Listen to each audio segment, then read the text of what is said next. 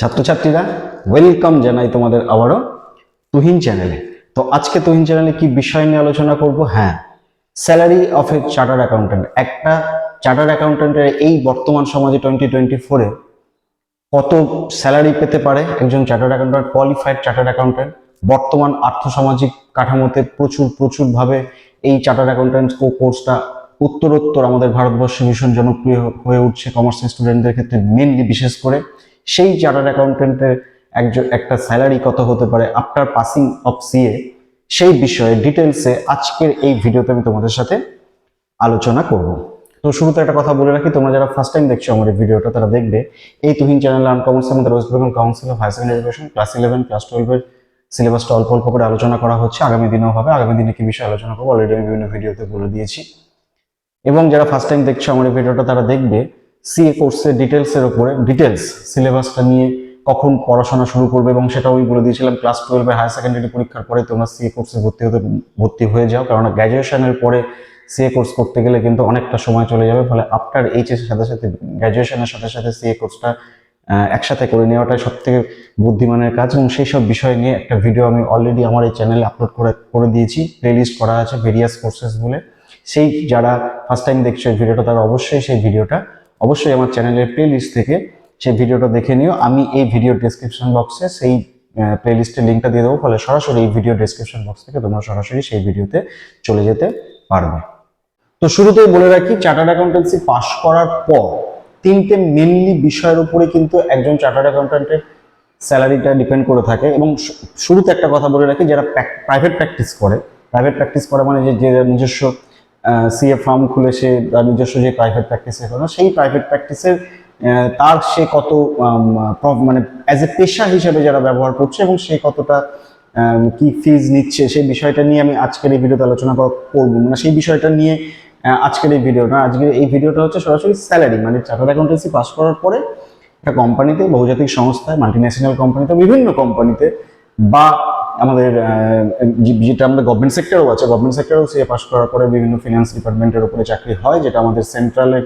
আমি তো এর আগের একটা ভিডিওতে আমাদের ওয়েস্ট বেঙ্গলের একটা অডিট অ্যান্ড অ্যাকাউন্টসের ক্ষেত্রে আমি বলেছিলাম, এবং আমাদের সেন্ট্রালের যেটা অডিট অ্যান্ড অ্যাকাউন্টস সার্ভিসটা আছে সেখানেও, মানে যেটা আইআরএস মেনলি যেটা ইউপিএসসি পরীক্ষার মাধ্যমে দেওয়া হয়, সেখানেও বিভিন্ন চার্টার্ড অ্যাকাউন্ট্যান্টরা কিন্তু তাদের বহুজাতিক সরকারি ক্ষেত্রে, আমাদের গভর্নমেন্ট সেক্টরে কিন্তু অলরেডি চাকরি করে থাকে। ফলে ওই গভর্নমেন্ট সেক্টরে চাকরি করার ক্ষেত্রে গভর্নমেন্ট সেক্টরের কি স্যালারি হবে, বা আমাদের অ্যাজ এ পেশা হিসেবে, প্রফেশন হিসেবে যারা প্রাইভেট প্র্যাকটিস করছে তাদের ক্ষেত্রে যে কি তারা কতটা আর্ন করতে পারছে, সেই বিষয়টা নিয়ে আজকের কোনো বক্তব্যটা নাই। আজকের বক্তব্যটা হচ্ছে যারা সিএ কোয়ালিফাই করার পরে যারা চাকরি করছে, যারা কোনো না কোনো সংস্থায়, বিশেষ করে বহুজাতিক সংস্থায়, যারা বিভিন্ন কোম্পানিতে, ফ্যাক্টরিতে যারা চাকরি করছে, তাদের ক্ষেত্রে আমি আজকে মেনলি এবং কত রকমের স্কিল অনুযায়ী এবং পোস্ট অনুযায়ী এবং এক্সপিরিয়েন্স অনুযায়ী বর্তমানে আমাদের ভারতবর্ষে একজন চার্টার্ড অ্যাকাউন্ট্যান্টের কি স্যালারি দাঁড়িয়ে আছে, সেটা নিয়ে আজকের এই ভিডিওতে আলোচনা করবো।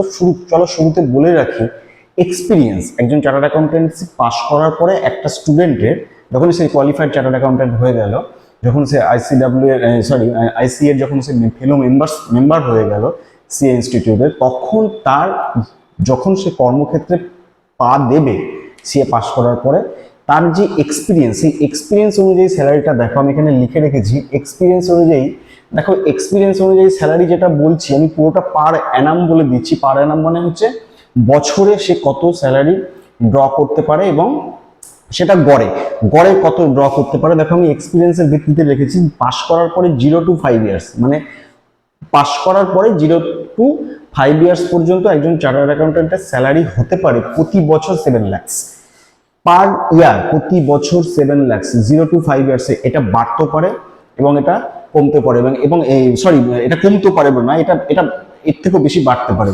এবং শুরুতে এখানে একটা কথা তোমাদের বলে রাখি, সেটা আমি একটু আগে বলতে মানে মিস করে গেলাম। সেটা হচ্ছে যে আমাদের ভারতবর্ষের যেগুলো মেট্রোপলিটন সিটি, মানে tyre 1 city, tyre 2 city, tyre 3 city, যত টায়ার 1 সিটিতে যেসব কোয়ালিফাইড চার্টার্ড অ্যাকাউন্ট্যান্টরা চাকরি করবে, সেই সব টায়ার 1 সিটির মধ্যে কোনো বহুজাতিক সংস্থা, কোনো মাল্টিন্যাশনাল কোম্পানি, বিভিন্ন কোম্পানিতে, বিভিন্ন ফ্যাক্টরিতে, যখন বিভিন্ন পোস্টে যখন তারা চাকরি করবে, তাদের ক্ষেত্রে কিন্তু স্যালারিটা অনেকটা হাই থাকে, যে বিশেষ করে মেট্রোপলিটন, যারা কমার্সিয়াল স্টুডেন্ট আছে তারা এখানে বুঝতে পারো মেট্রোপলিটন সিটি আমাদের ভারতবর্ষে কলকাতা, দিল্লি, চেন্নাই, মুম্বাই, ফলে এই চারটে শহর এবং ইনক্লুডিং ব্যাঙ্গালোর, এই চারটে শহরে মেন শহরের উপরে যদি কোনো কোম্পানিতে, বড় বহুজাতিক সংস্থা বা মাল্টিন্যাশনাল কোম্পানিতে যদি একজন চার্টার্ড অ্যাকাউন্টেন্ট চাকরি করে, তাহলে তার স্যালারি কিন্তু খুব খুব খুব হাই হয়।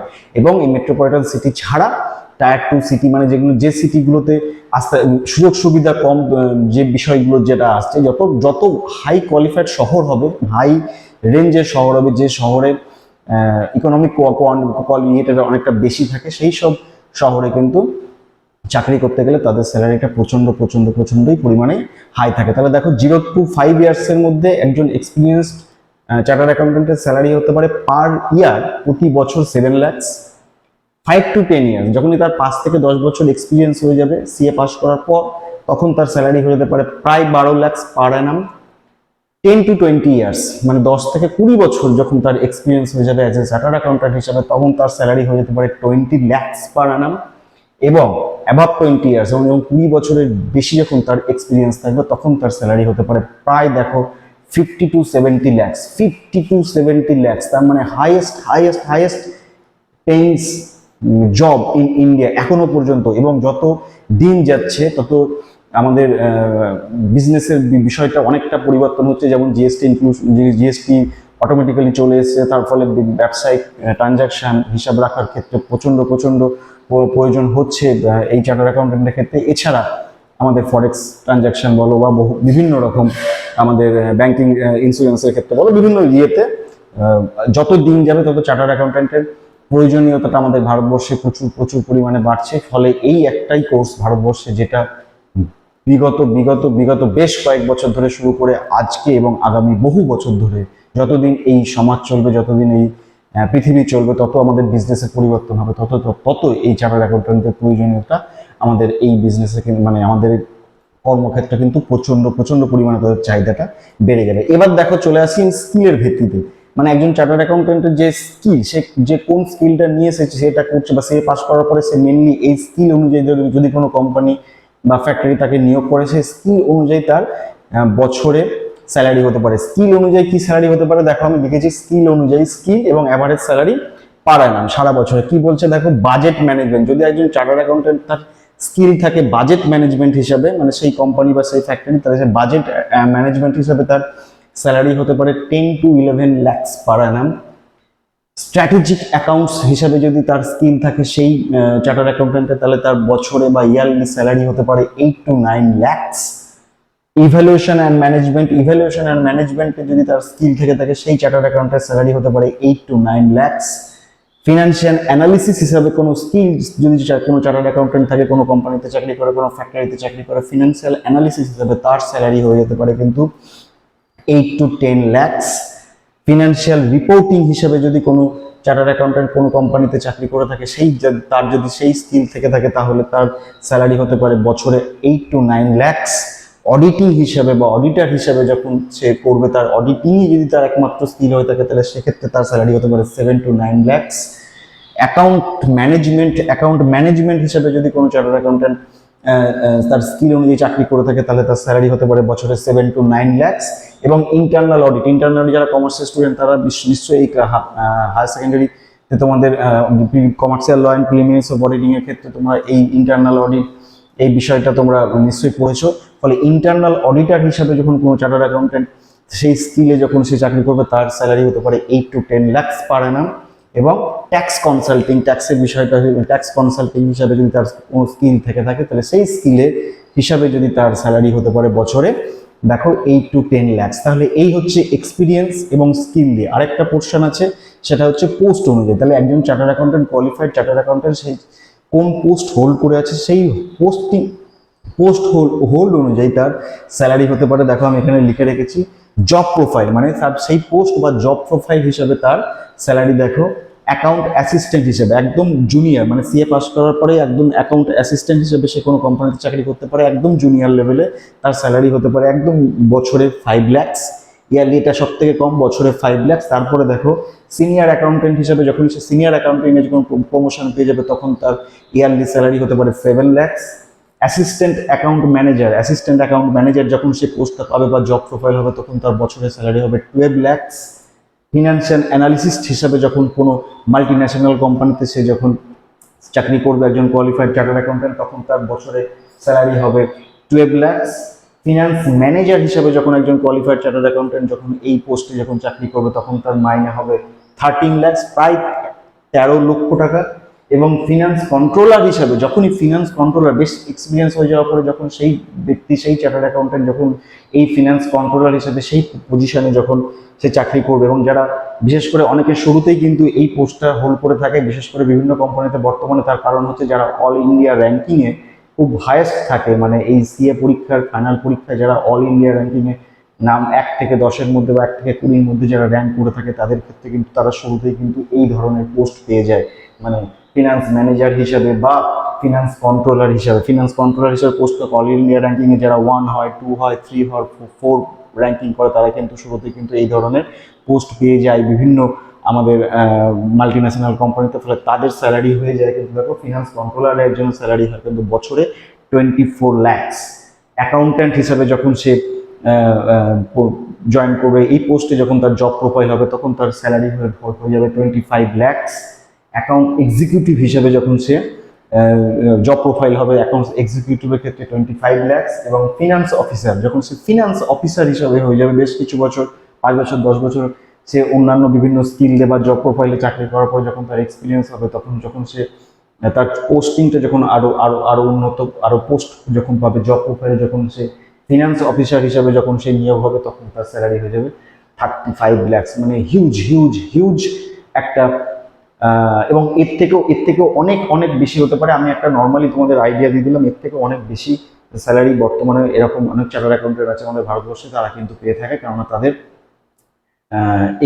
এই যেহেতু তাদের আমাদের বর্তমান যুগে কাজের পরিধিটা যখন বেড়ে যাচ্ছে একটা বিজনেসের ক্ষেত্রে, তখন একজন চার্টার্ড অ্যাকাউন্টেন্টের প্রয়োজনীয়তা কিন্তু ভীষণ ভীষণ লাগছে, ভীষণভাবে প্রয়োজন পড়ছে। ফলে তোমাদের এই ভিডিওটা করার পিছনে আমার একটাই উদ্দেশ্য আছে, খুব ভালো করে পড়াশোনা করে নিজেদেরকে যদি প্রতিষ্ঠিত করতে চাও এবং হাইয়েস্ট একটা পেইং স্যালারিতে জবে যদি পেইং স্যালারি মানে হাইয়েস্ট স্যালারি জবে যদি তোমরা নিজেকে ভবিষ্যতে দেখতে চাও, তাহলে কিন্তু এই চার্টার্ড অ্যাকাউন্টেন্ট কোর্সটা কিন্তু আমাদের কমার্সের ছাত্রছাত্রীদেরকে one of the best course. এর বাইরে কিন্তু কোনো কোর্স হতে পারে না। তবে হ্যাঁ, খুব ভালো করে লক্ষ্যে স্থির থেকে কিন্তু পরীক্ষাটা কঠিন হয়, অবভিয়াসলি কঠিন হয়, কিন্তু তাই বলে কি কেউ পাশ করেন? অবশ্যই পাশ করে। কিন্তু যারা লক্ষ্যটা স্থির রেখে এই বিষয়টাকে নিয়ে গিয়ে থাকে, যারা চার্টার্ড অ্যাকাউন্টেন্ট হবে বলেই স্বপ্ন দেখছে, এবং যারা হয়েছে যাদের লক্ষ্য থেকে যারা সরবে না, তাদের ক্ষেত্রে কিন্তু এই পথটা অবশ্যই একদিনে সেই এই জায়গায় এই পোস্ট কিন্তু সে হোল্ড করতে পারে, এবং বছরে 35 থেকে 40 lakhs কি 50 lakhs রুপিস সে পার ইয়ার সে ড্র করতে পারে। ফলে হিউজ হিউজ হিউজ একটা চাকরি, খুব মানে প্রেস্টিজিয়াস, খুব গর্জিয়াস একটা জব।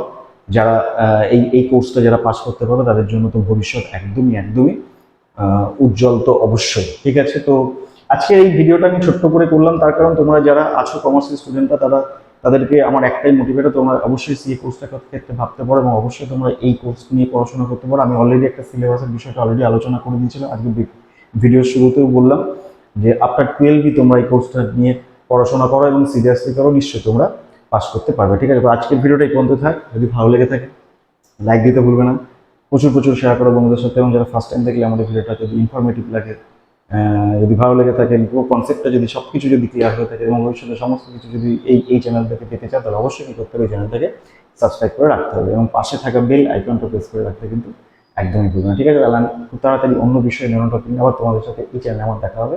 তাহলে তোমার প্রত্যেকে খুব ভালো থাকবে।